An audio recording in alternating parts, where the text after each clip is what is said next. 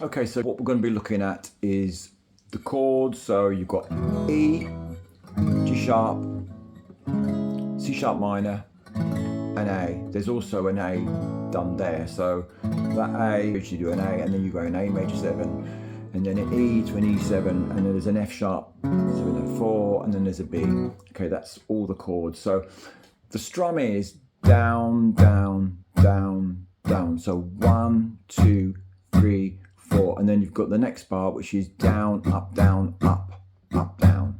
And that, in the context of the song, that's an E, so substitute your fingers round, so that's an E normally, so substitute fingers round, so your first finger is free, then shift that shape. It's easy to shift that shape then, so that you've already made the shape. So that's E, G sharp, C sharp minor, just shift it across in the A shape, so that's E, A, so that's G sharp, it's exactly identical, G sharp, C sharp minor, and then you shift back to the A, and that's back to the E shape again. So this is an E shape, and that's an A minor shape done on the C sharp minor.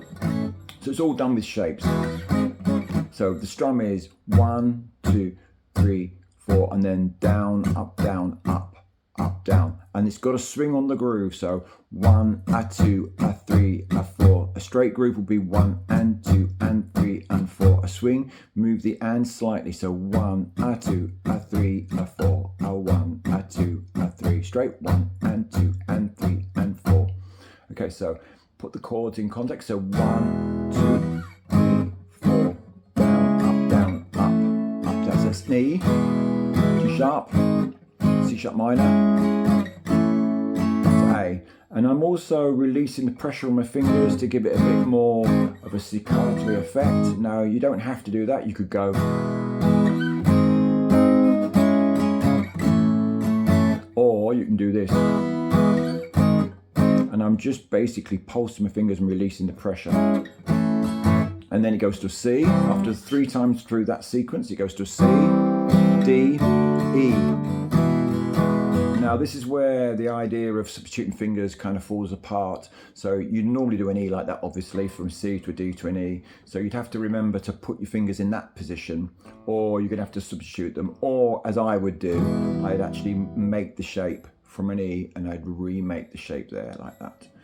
But obviously starting with the correct shape just makes it that much easier when you first do these type of bar chords. Okay, so there's also an A in the bridge, A, and that is again releasing the pressure on your fingers, and it's not complete. So the A there is obviously going to still be ringing, but you get this. So if I play that from the D, you get that effect. But if you combine that with the open A, you get that sort of effect. And then you've got the A major 7.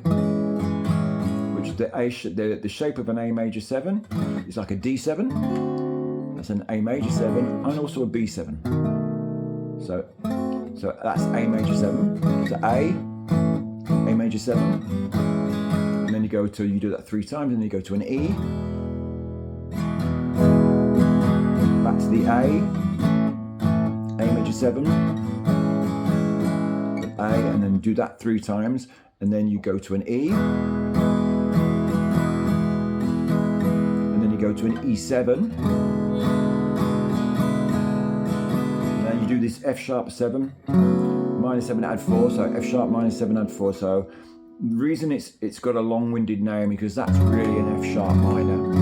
So E minor, F minor, and then these notes, the fact that it's open and not played from the E string,